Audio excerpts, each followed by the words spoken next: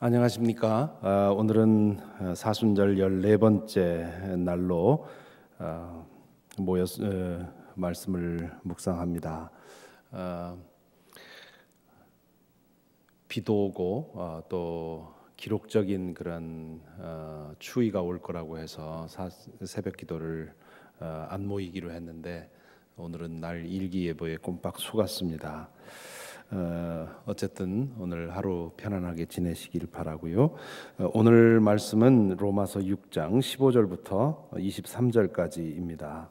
로마서 6장 15절부터 23절까지 읽겠습니다. 그러면 어떻게 해야 하겠습니까? 우리가 율법 아래 있지 않고 은혜 아래에 있다고 해서 마음 놓고 죄를 짓자는 말입니까? 그럴 수 없습니다. 여러분이 아무에게나 자기를 종으로 내맡겨서 복종하게 하면 여러분은 여러분이 복종하는 그 사람의 종이 되는 것임을 알지 못합니까? 여러분은 죄의 종이 되어 죽음에 이르거나 아니면 순종의 종이 되어 의에 이르거나 하는 것입니다. 그러나 하나님께 감사하는 것은 여러분이 전에는 죄의 종이었으나 이제 여러분은 전에 받은 교훈의 본에 마음으로부터 순종함으로써 죄에서 해방을 받아서 의의 종이 된 것입니다.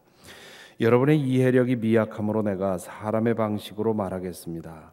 여러분이 전에는 자기 지체를 더러움과 불법의 종으로 내맡겨서 불법에 빠져 있었지만 이제는 여러분의 지체를 의의 종으로 바쳐서 거룩함에 이르도록 하십시오. 여러분이 죄의 종일 때에는 의에 얽매이지 않았습니다. 여러분은 그때에 무슨 열매를 거두었습니까?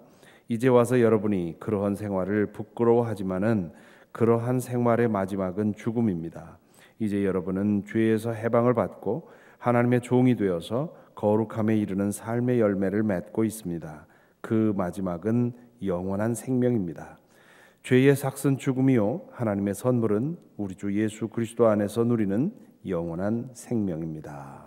아멘. 잠시 스탑하시고요. 지금 읽은 말씀을 다시 한번 읽어보시고 오늘 말씀이 무슨 뜻인지 먼저 여러분 스스로 말씀을 살펴보시는 보는 시간을 가지시기 바랍니다.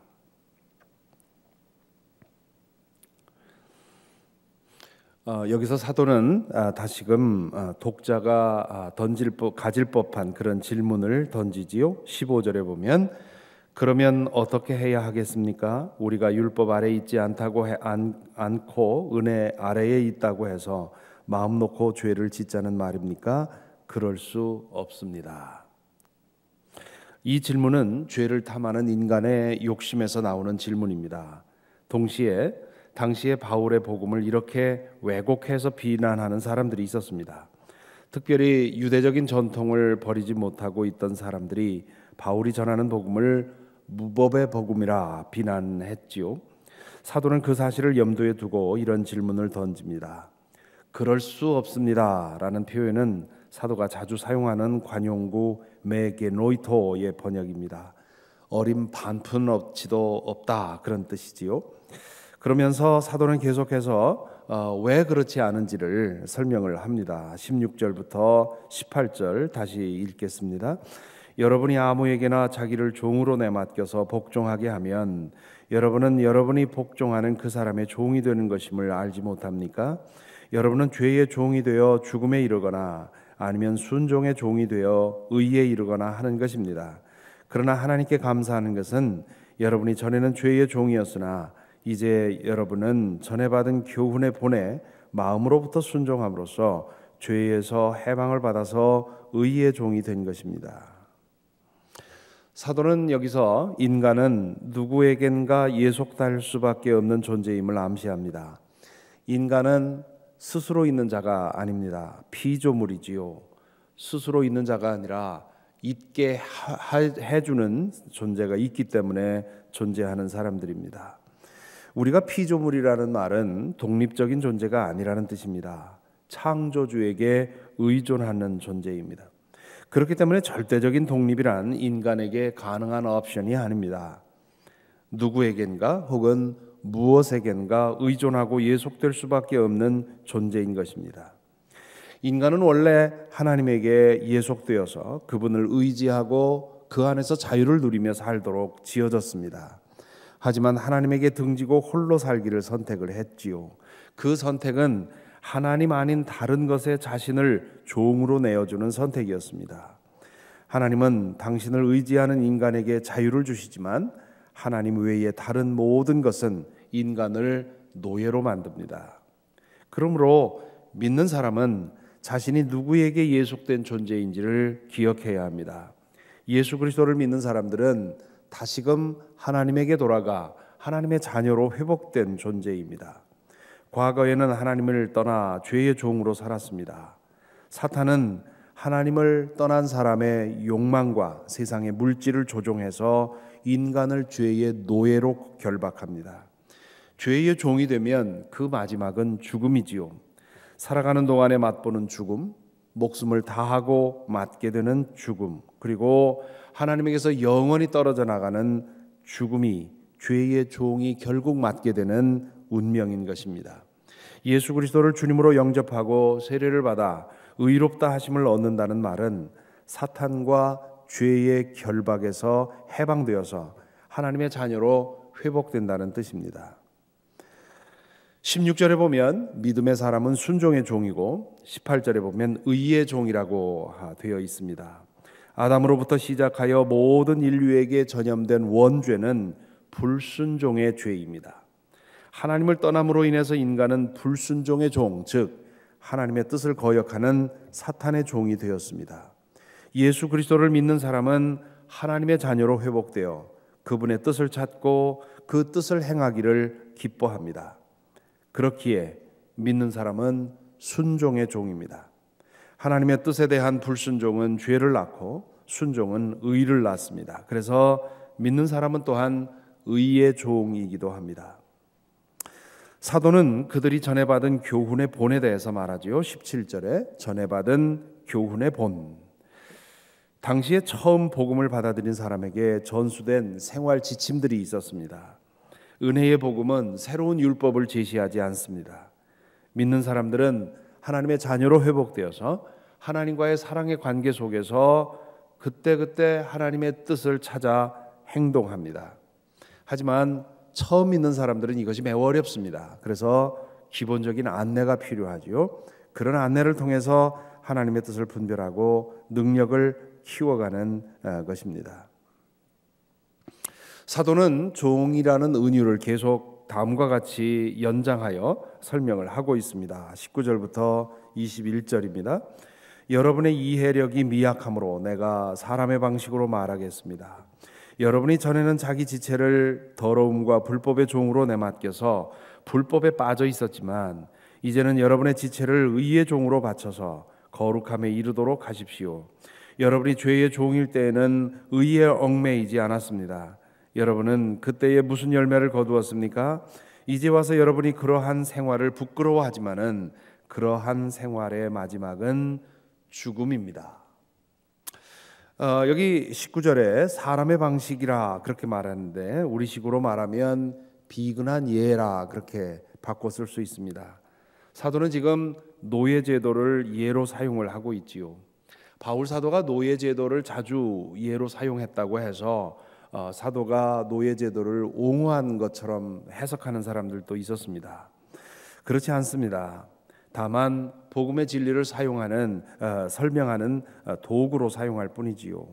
노예는 주인에게 얽매인 사람입니다. 노예는 주인의 명령에만 구속을 받습니다. 다른 사람이 그 사람에게 이래라 저래라 할 수 없습니다.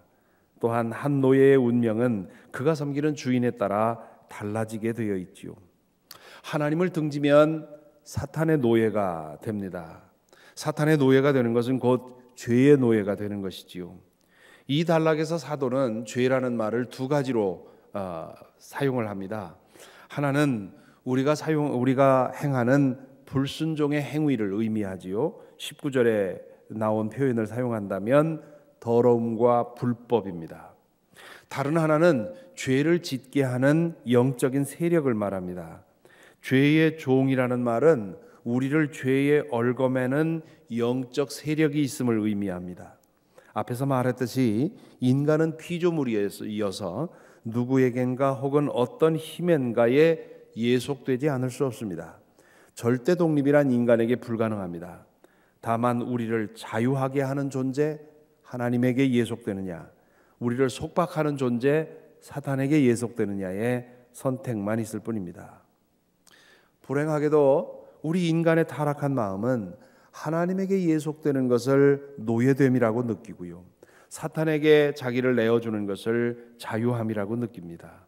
사탄의 종, 즉 죄의 종이 되어서 사는 것은 우리 안에 있는 죄성을 따라 사는 것이므로 아무런 내적인 저항을 경험하지 못합니다. 하지만 그 마지막은 죽음이지요. 살아있는 동안에도 죽음을 경험하고 죽어서는 하나님에게 영영 분리되는 죽음을 맞습니다. 그것은 자유가 아니라 방종이었음을 나중에 깨닫게 되는 것이지요. 반면에 예수 그리스도를 주님으로 영접하고 하나님의 자녀로 회복되어서 은혜의 자리, 하나님의 생명의 자리 안에서 살아가는 것은 처음에는 불편하고 부담스럽고 구속받는 것처럼 느껴집니다. 하지만 예수 그리스도를 믿는 것은 십자가의 옛사람을 못 박는 것이고 그리스도 안에서 새 사람으로 부활하는 것입니다. 그러므로 그리스도의 죽음과 부활의 사건이 우리 안에 일어나면 죄로부터 해방되어 무한한 자유를 경험합니다. 그것은 마치 게으르게 생활하던 사람이 떨치고 일어나 운동을 할 때 게으름에서 맛보던 권태로운 그 행복감이 아니라 건강하고 신선한 행복감을 느끼며 사는 것과 같습니다. 그렇기 때문에 그리스도 예수 안에서 거듭난 후에는 과거의 생활을 부끄러워합니다.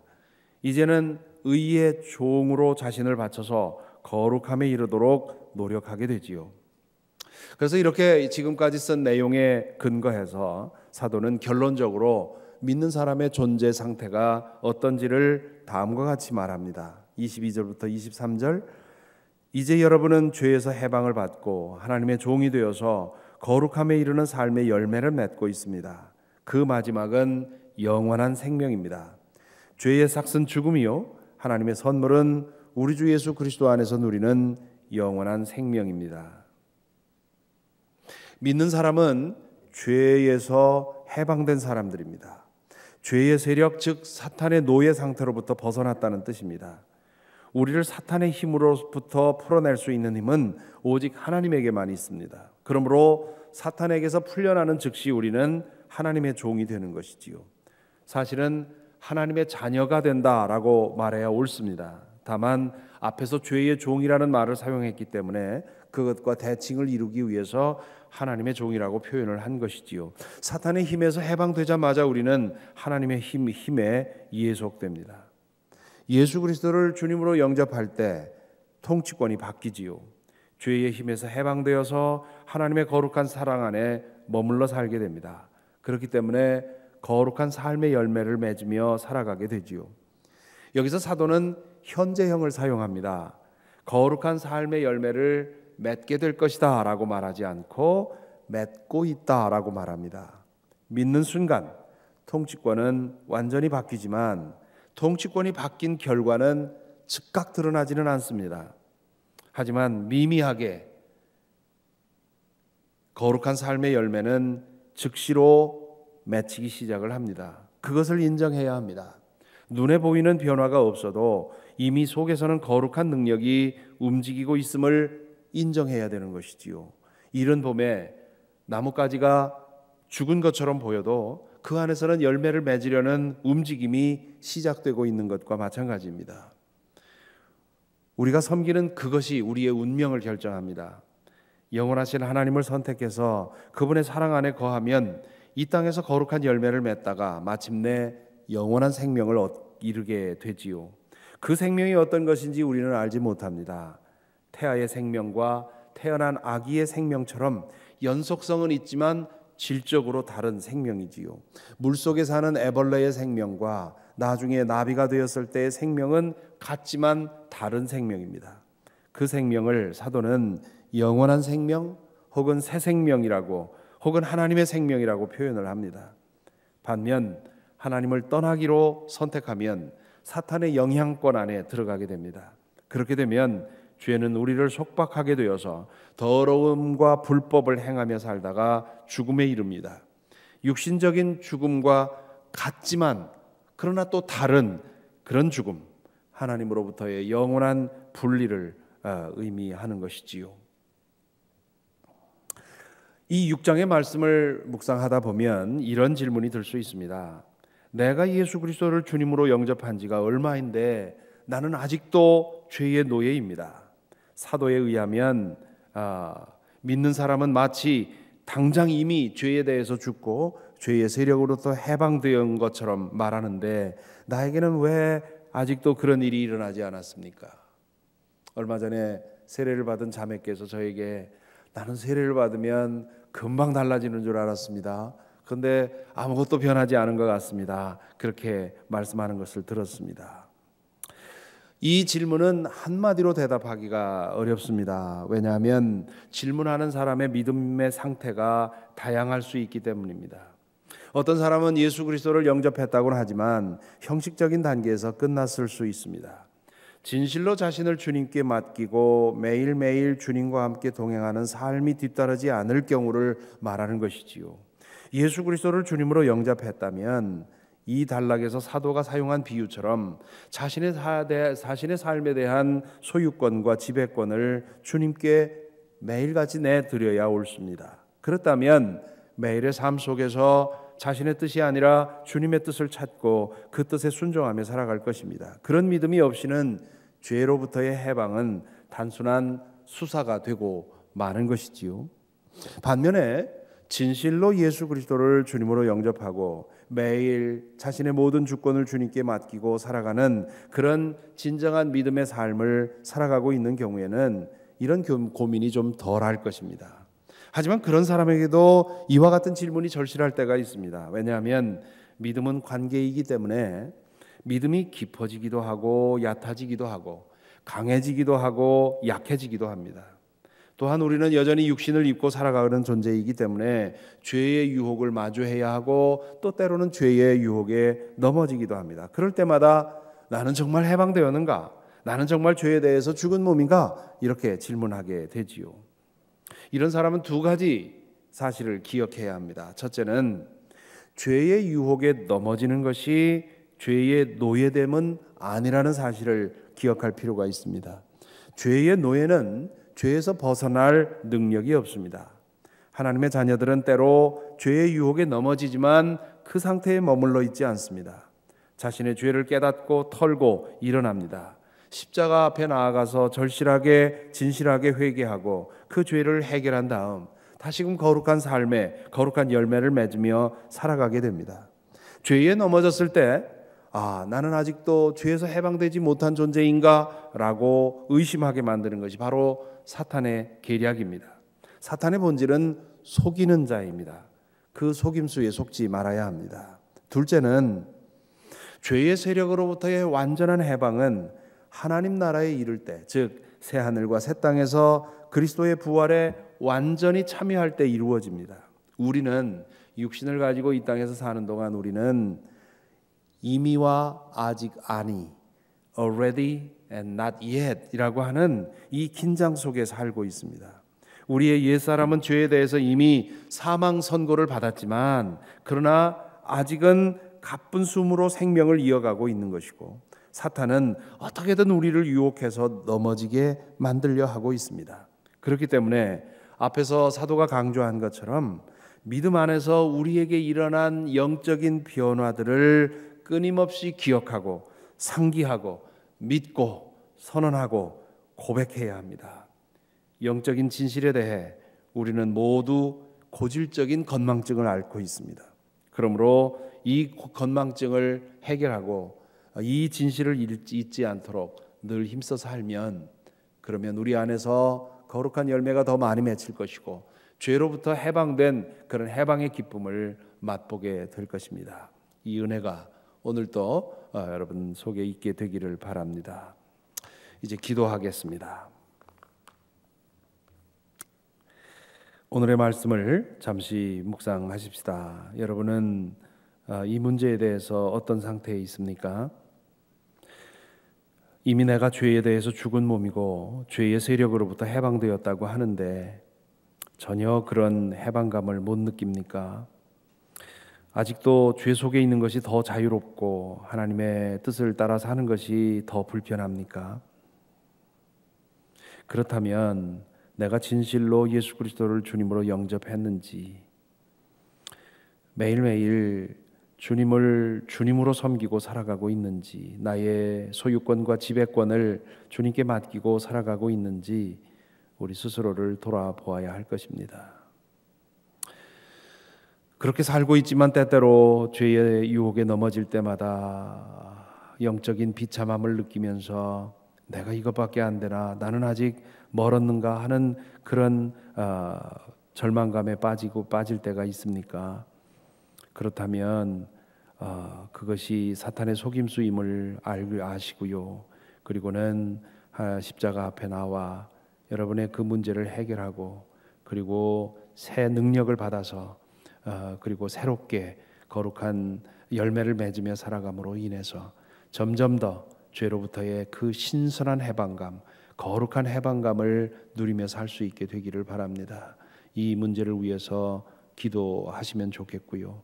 또한 오늘 공동의 기도 제목은 워싱턴 한인교회 여러 지체들, 맥클린 캠퍼스와 센터빌 캠퍼스, VOPC, 나다니엘 센터 등 여러 지체들을 위해서 기도해 주시기를 바랍니다. 특별히 VOPC가 이제 새로운 목회자를 이제 파송을 기다리고 있는데요. 하나님께서 이 길을 인도해 주시기를 위해서 기도해 주시고, 그리고 교회를 섬기는 목회자와 평신도 사역자들을 위해서, 교회 여러 가지 사역을 위해서, 교회의 갱신과 변화를 위해서 여러분 함께 기도해 주시기 바랍니다.